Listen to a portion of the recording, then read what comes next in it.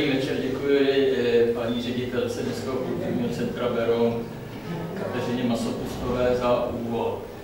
Je dobrým zvykem v posledních letech při zahajovacím koncertu festivalu Talikův Beroun otvírat výstavy.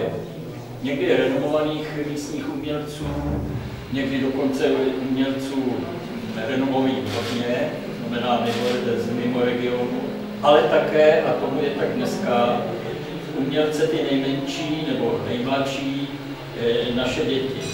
Tady bych chtěl ocenit přístup vedení naší čtvrté základní školy Berouny na Závodí, zastoupené paní ředitelkou Kozohorskou, zde stojící vedle mě, která umožnila panu učiteli Jiřímu Benešovi, když to takhle řeknu, aby rozvinul a pokračoval v tom, co my dobře víme, že dobře umí, a to opravdu, a to je zainteresovat žáky, své žáky, vnuknout jim téma, nutit je tím určitým způsobem zamyšlení a samozřejmě umožnit jim kreativní to myšlení a ty výtvory. On je například, to jsem sám nevěděl, snad jediný pedagog tady v Berouně, který svým způsobem umožňuje svým žákům věci poučeně malovat pozdech. Říkám to dobře?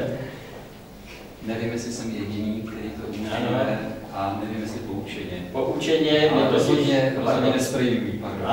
Co pan Beneš v podstatě zadal svým žákům, jak jsem řekl, v letošním roce, je téma kořenů, já to říkám vzletně, on jim to těm dětem určitě takhle neřekl, ale hledání kořenů, to znamená v roce, kdy město slaví 750 let svého trvání, aby trošku se zamysleli nad tím Berounem jako nad svým domovem nebo nad místem, kde chodí do školy, protože mám Beroun závodská škola, je pověstná tím, že tam chodí hodně, zejména na druhý stupeň ze spádových obcí.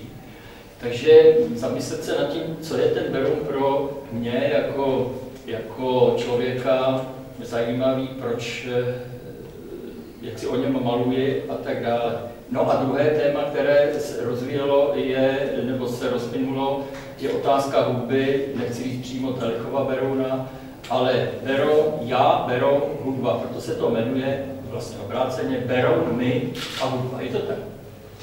Takže já, když jsem se tady dneska odpoledne seznamoval s těmi vystavenými pracemi, tak musím říct, že, ale to nechám i na vašem posouzení, a to zejména, že mě to velmi zaujalo. Jsou tady díla, která hovoří opravdu o tom, že přemýšlí ten autor o tom městě a proč ho maluje a to či ono, ale jsou tady i zajímavé takové obrázky bezprostřední o tom, co by se asi tomu autorovi líbilo, že by třeba chtěl stát na jevišti, na pódiu a být tím slavným.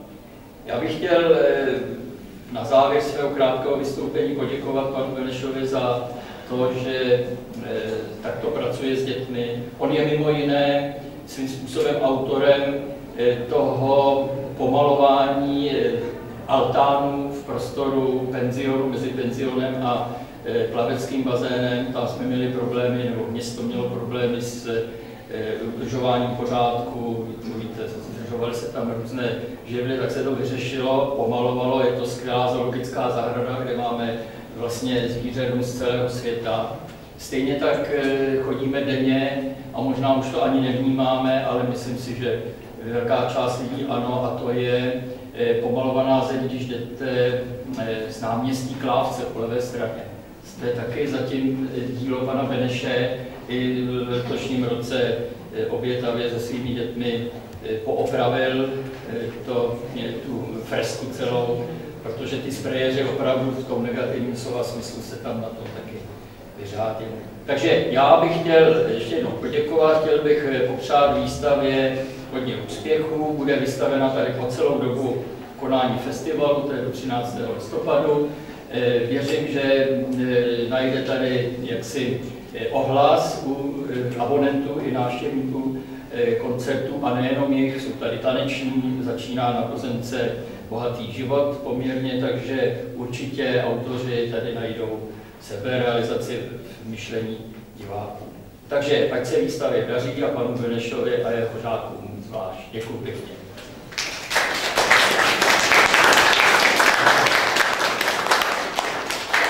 S dovolením, když se můžu dát radši slovo našim umělkyním, ať máme taky trošku hudebního doprovodu. Máme tady dvě violončelistky, z nichž mladší je žákyně naší školy, takže se tak trošičku přihřejeme i na té hudební stránce. Takže Julie Zitová a paní učitelka Jana Krausová, která se dovolila jí doprovázet, vám zahrajou skutečně jenom kraťoušku krásu.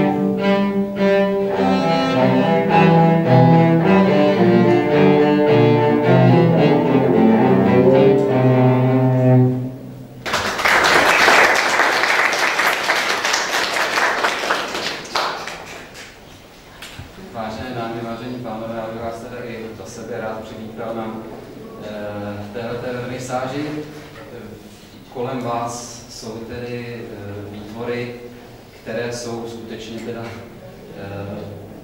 ne dílem mým. Já, když mám starost, když jsem tam mluvil, tak už jsem se začal lekat, co všechno jsem vyrovně pomaloval. No. Takže to opravdu je dílo žáků a já k tomu přispívám opravdu jenom malým dílem tím, že se snažím je nějakým způsobem směrňovat. Když se spojí krása hudby a výtvarného umění a místo s takovým géniem mocí, jako je Veron, tak je většinou zaděláno na docela zajímavý kulturní zážitek. Takže když jsme dostali tu nabídku, že bychom se mohli zúčastnit tého výtvarného doprovodu, tak významné kulturní události, jako je Palikův Veron určitě je, tak jsme samozřejmě byli tak trošku pyšní. Měli jsme radost, ale na druhou stranu jsme samozřejmě měli trošku obavy z toho, abychom to tím svým dílem moc neskazili. To je nakonec na vás, abyste to posoudili, jestli se nám to povedlo nebo nepovedlo. Práce teda žáků ze závodské školy jsou vybrány vlastně ze všech věkových kategorií. Já jsem vybíral od 2. třídy do 8. do 9. Takže určitě malým výtvarníkům prominete některé technické nedokonalosti, ale na druhé straně zase určitě oceníte to, co oceňuji já pořád. A to je vlastně taky to, co mě pořád práce docela drží.